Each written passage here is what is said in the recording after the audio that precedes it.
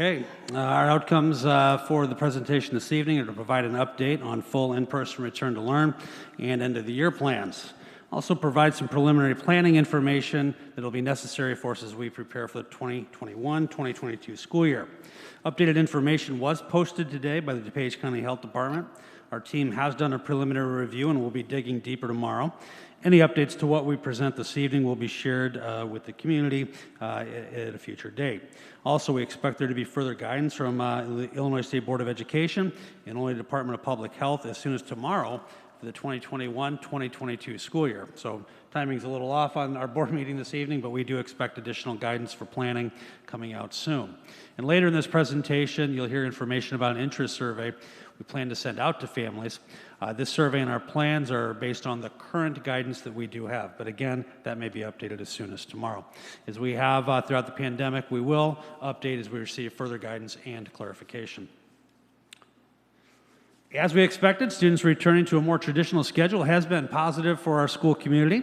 Our educators have focused on SEL by strengthening relationships with and between students and provided the necessary support to ensure a successful transition these past 9 school days. Students have been visibly excited to reconnect with their classmates and have continued to exceed our expectations with wearing masks, staying socially distanced, and frequently using hand sanitizer throughout the school day. Buddy benches at elementary have been successfully used by new students who have only known classmates through Zoom. Recess has allowed students to make friends that were much more difficult to make through Zoom or in a setting that didn't allow for increased socialization, such as recess. All schools have begun to safely hold extracurriculars for students. Naperville School had science club and kids planted wildflowers and also participated in yoga, mindfulness club. Elmwood's Run Club met for the first time last week before school. And had over 50 students participated in the fun. We've been fortunate thus far of decent weather, which is, as I say that, I'm thinking about the forecast for tomorrow, which has allowed some outdoor learning time as well. At the high school, geometry and construction students have begun to build their sheds. They work in small groups to build applying their geometry skills in a real-world context. It's exciting to see students actively engaging at all levels. While our EC8 students have returned to a traditional school day, things certainly are not back to the way they were prior to the pandemic completely. Learning spaces continue to provide 6 feet of distance between students whenever possible, but no less than 3 feet per guidelines from the Illinois Department of Public Health. Students and staff are still required to wear face masks in school, as mandated by the Illinois State Board of Education and the Illinois Department of Public Health, as well as outdoors when social distancing is not possible.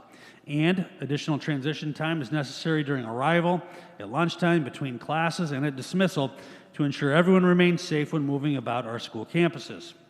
Despite a high level of compliance with our mitigation strategies by students and staff, we anticipated that an increase in the number of students back in person would also likely increase the number of students placed in quarantine due to contact tracing after probable and positive COVID cases. As I said, we are excited to welcome so many of our students back and see them participating in our in-person learning. Unfortunately, as we have more students on campus, we are naturally experiencing that increase in the number of close contacts identified when we do conduct contact tracing. A small number of close contacts was related to students being in close proximity to one another in a classroom. The majority of the students are being identified as a close contact while participating in extracurricular activities or riding the bus. The Illinois Department of Public Health and DuPage County Health Department require all close contacts to quarantine for 14 days from their last exposure to the positive individual. As a reminder, a close contact is generally defined as coming within 6 feet of a person with COVID-19 for greater than 15 minutes within a 24-hour period. Students who participate in moderate or high-risk sports may be assessed as a close contact when their contact is less than 15 minutes. DuPage County Health Department determines who is a close contact in these situations. The updated guidance from the State Board and Department of Public Health, the Illinois Department of Public Health, that was released on March 9, 2021, outlines the reduced social distancing guidelines and the requirement to contact trace and quarantine close contacts, which is identified as a close contact is anyone with or without a face mask who is within 6 feet of a confirmed case of COVID-19 with or without a face mask for a cumulative total of 15 minutes or more over a 24-hour period during the infectious period. Repeated exposures result in an increased amount of time of exposure. The longer a person is exposed to an infected person, the higher the risk of exposure or transmission. The infectious period of close contact begins 2 calendar days before the onset of symptoms for a symptomatic person, or 2 calendar days before the positive sample was obtained for an asymptomatic person. If the case was symptomatic, persons with briefer periods of exposure may be considered close contact. We will continue to update the COVID dashboard with information about positive cases and the number of students in quarantine. We have broken this information down by level so that parents can review and make informed decisions for their students. When students are identified as a close contact, the Illinois Department of Public Health and DuPage County Health Department require students quarantine 14 days from their last day of contact with the COVID-19 positive person. During quarantine, students are not able to participate in any in-person learning activities or extracurricular activities. Students must complete the full quarantine time frame. There is no testing option to shorten the time frame. These requirements are not determined by the school district, and we do not have the ability to make any adjustments to these requirements. In order to complete the contact tracing in a timely manner, we will be adjusting our notification procedures. Our health office will provide a robocall and text notification will be sent to families notifying them of the close contact and asking them to check their email for further details. The email will include information that outlines the requirements of quarantine, recommendations from the DuPage County Health Department and Illinois Department of Public Health, and identify when the student can return to school. Additionally, families will be provided with a FAQ document about the quarantine and links to the CDC, Illinois Department of Public Health, and DuPage County Health Department resources. The process is similar to the one we use for surveillance testing. The DuPage County Health Department, the Illinois Department of Public Health, and the CDC continue to endorse a full 14-day quarantine as the safest option for minimizing the spread of the COVID-19 virus. The DuPage County Health Department and Illinois Department of Public Health do allow for a 10-day quarantine period, but only if 6 feet of physical distance can be maintained at school. And this was confirmed in a call with the DuPage County Health Department today. Under the new guidance, under our current guidance and actions, we cannot guarantee 6 feet of distance for students in the classroom and therefore cannot implement the reduced quarantine procedures. On a case-by-case basis, these may be reviewed with the DuPage County Health Department. And like many of our parents, community members, student ambassadors, we agree this is frustrating. We will continue to meet with the health department and advocate for more consistent requirements. We did learn today with the DuPage County Health Department in a document that they released, they did update some of their guidance regarding local control and local decision making regarding some of our extracurricular groups. I know there has been some frustration about entire teams being put out for 14 days, even in our low-risk sports. The DuPage County Health Department did loosen those guidelines to allow us to evaluate really who was indeed a close contact and then and not have to quarantine the entire team during a 14-day period. So my leadership team tomorrow is aware of the new guidance. We meet in the morning to review that guidance and make decisions moving forward. So athletic teams that are impacted by things like this will likely receive communication and direction from us as early as tomorrow. And Dr. Knowlton will now update you on our vaccination efforts. On an incredibly positive note, we're at approximately 94% of all staff members either partially or fully vaccinated. And by staff members, we're including all 4 unions in participating in a vax status survey. Maybe by your recollection, we did this in March, almost exactly a month before, and we were 80% then. So made tremendous strides in terms of getting as many staff as possible vaccinated. Equivalent proportions across level refers to the fact that there's really no substantial differences whether you're looking at early childhood, elementary, middle school, or high school. We're seeing similar levels of vaccination across all levels.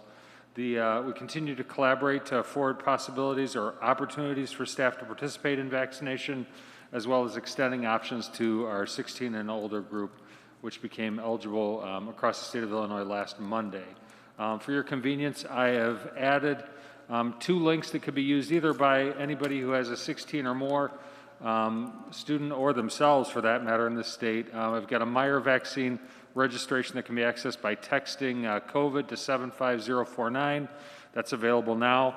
And then secondly, Jewel Osco has provided a vaccine link And if you follow that link through the slide deck, you'll see availability. I just checked it a few minutes ago. There is limited availability at some sites within 15 miles. So periodically, I'd suggest checking that. Again, we're encouraging anybody who has a 16-year-old or more student in their household to proceed down that path. We continue to take a look at opportunities to provide mass vaccination for 16 plus as well, either with this district or in collaboration with an adjacent district.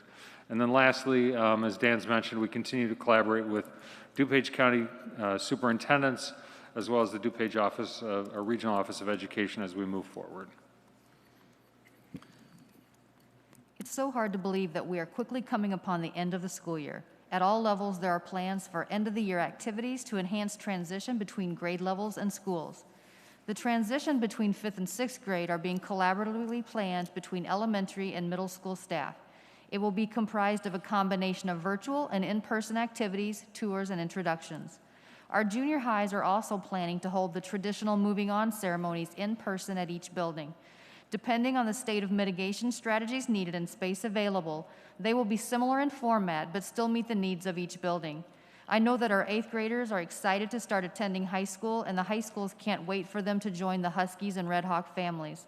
Both high schools are planning in-person opportunities for this current and the incoming freshmen to get acclimated to the schools, extracurricular offerings, and understand the tradition and the events that make high school an amazing experience. Central and North are also planning for in-person graduation ceremonies on June 6th. They ask that senior families remain flexible on that day so that depending on weather and mitigation requirements, they are able to provide an outstanding culminating celebration for all of our well-deserving senior class members. The student groups, staff, parent organizations, and administration are all working hard to be creative and thoughtful about giving all of our students good memories in spite of our current limitations.